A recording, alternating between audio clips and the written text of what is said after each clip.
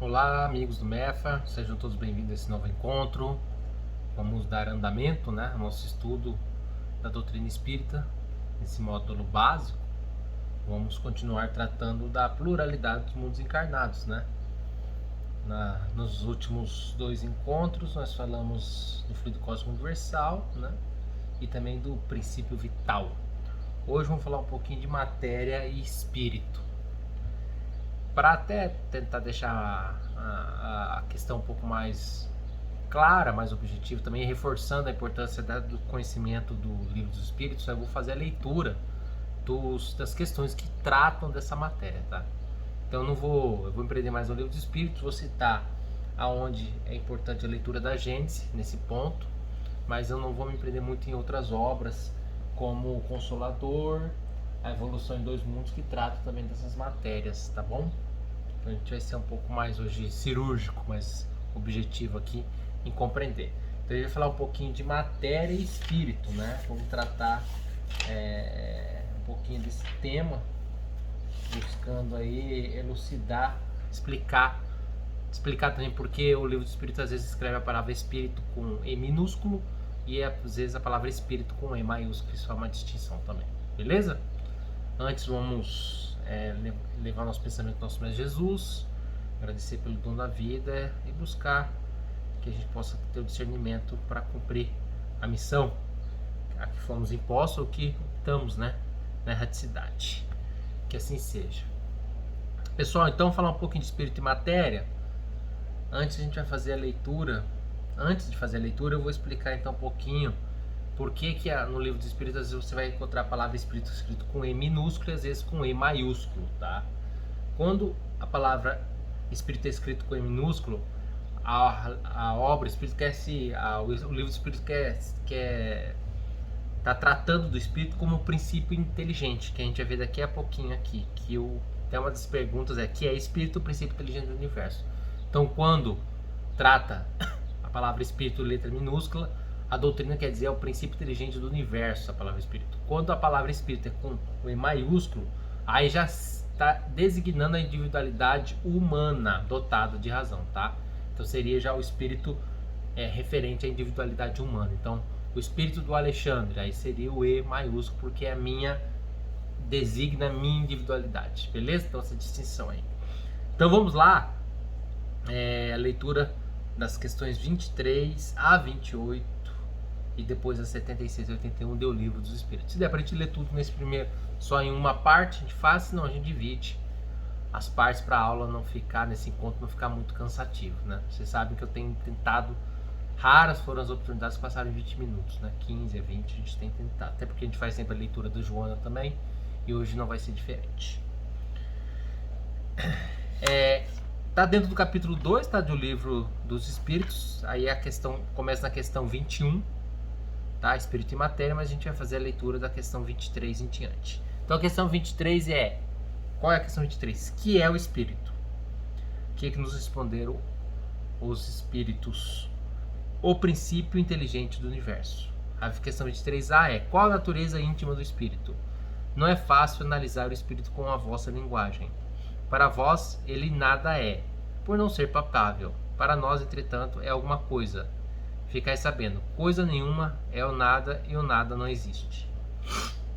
Então, o espírito, ele é o princípio inteligente do universo, tá? Então, a gente aí, para nossa realidade, para nossa compreensão, é mais fácil quando a gente trata do espírito como a gente liga ele, à individualidade humana quando ele é encarnado, Então aqui é um conceito mais vago. Então vamos fazendo a leitura aqui para tentar buscar compreender um pouco mais. É o espírito sinônimo de inteligência? Questão 24.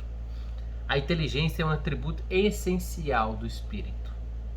Uma e outro, porém, se confundem no espírito no princípio comum, de sorte que para vós são a mesma coisa.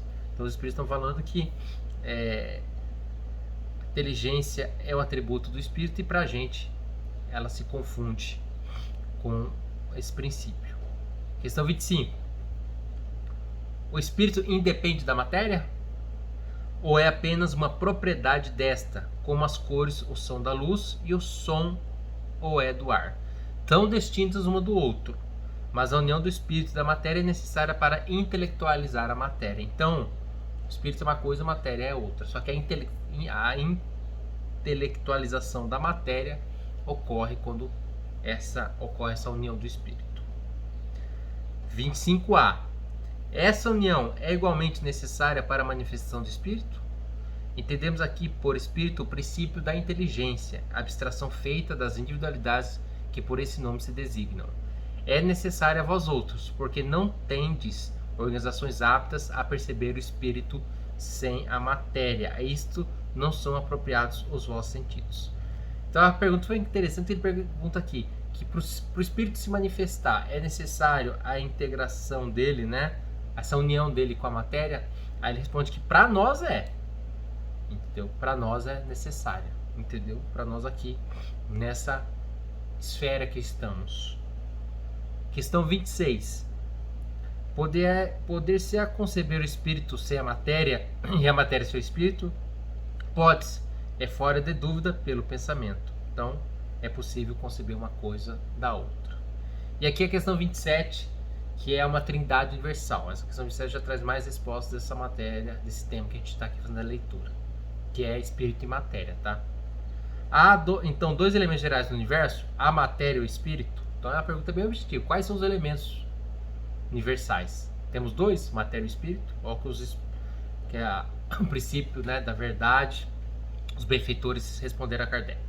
Sim, e acima de tudo Deus, por isso a Trindade, Deus, espírito e matéria. O Criador, o Pai de todas as coisas. Deus, espírito e matéria constituem o princípio de tudo o que existe, a Trindade universal. Então, pela doutrina espírita, nós temos três elementos gerais do universo: Deus, espírito e a matéria. Mas o elemento material você tem que juntar ao fluido universal, que foi aquele que nós falamos no nosso encontro passado, que desempenha o papel de intermediário entre o espírito e a matéria propriamente dita, por demais grosseira, para que o espírito possa exercer ação sobre ela. Embora, de certo ponto de vista, seja lícito classificá-lo como elemento material, ele se distingue deste por propriedades especiais.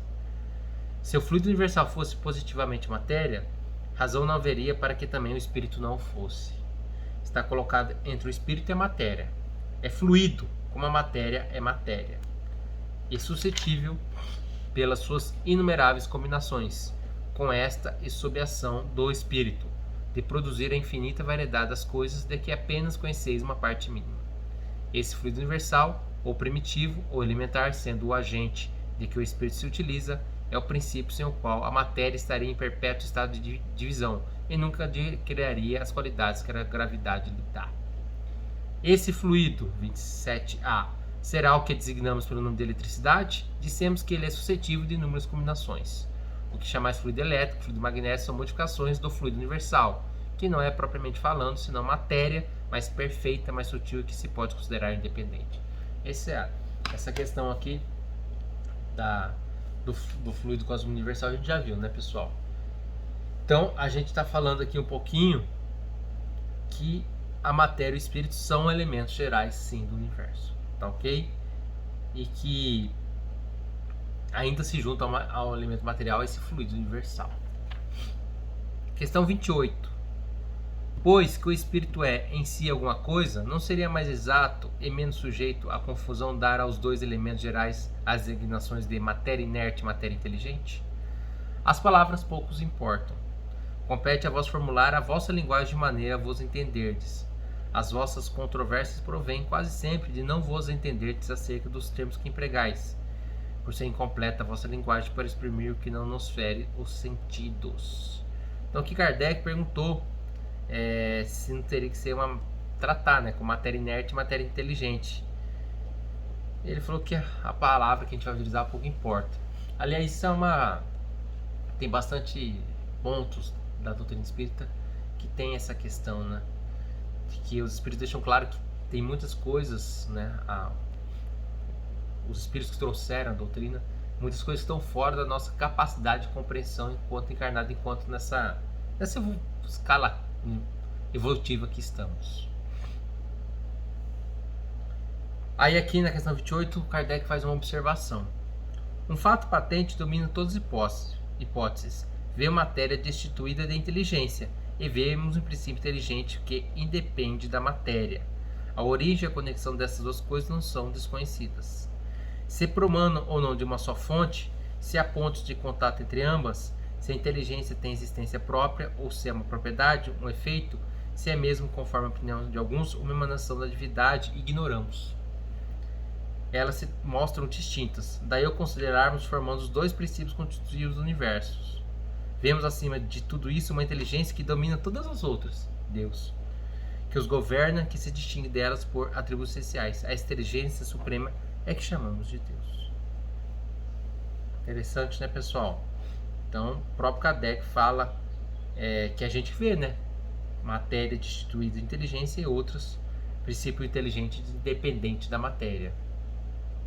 Talvez o espírito enquanto desencarnado. São matérias bem... Essa parte do estudo, né? É bem... Eu confesso que ela é bem truncado para compreensão. Mas é necessário para a gente compreender os alicerces da doutrina, né? Como se funciona. A doutrina espírita, ela traz todos, né? Por trazer todas... Não todas as respostas seria talvez uma presunção.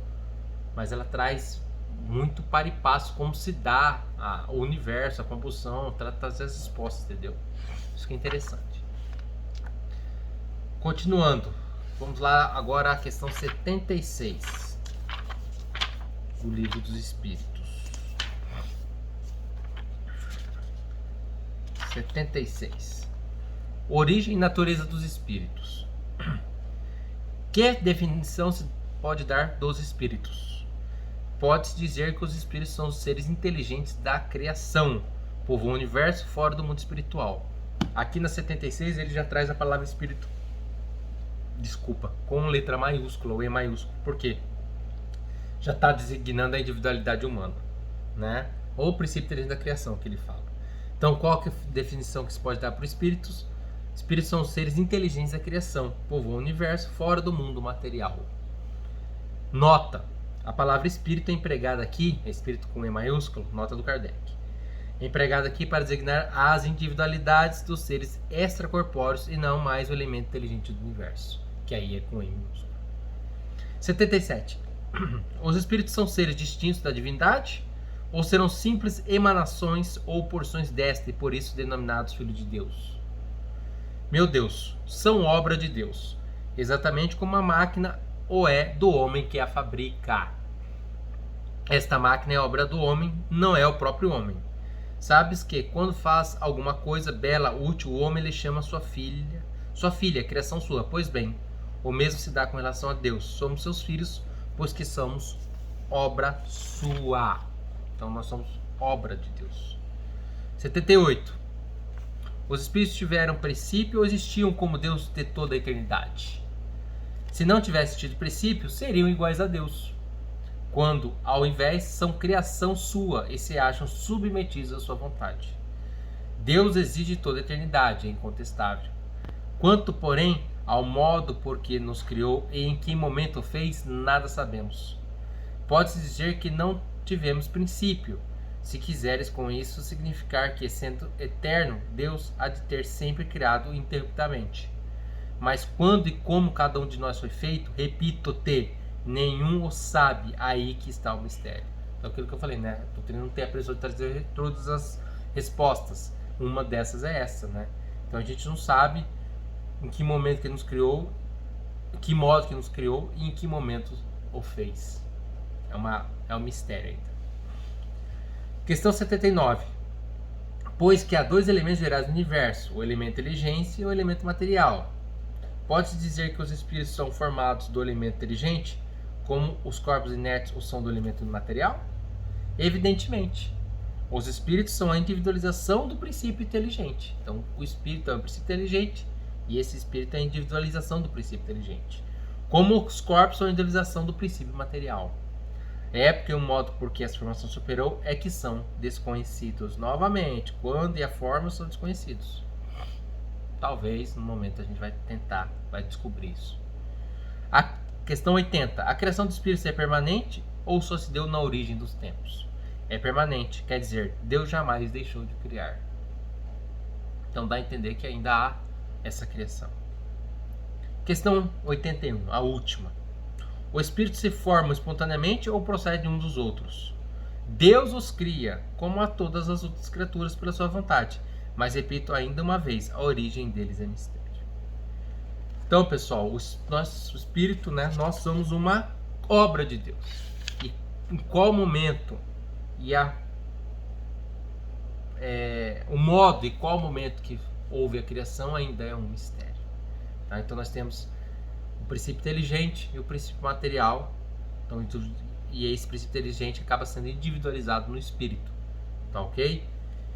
Então o espírito é o princípio inteligente do universo. E o espírito com E maiúsculo é a individualidade humana e somos obras de Deus. Beleza? Então deu pra gente encerrar nesse tema hoje.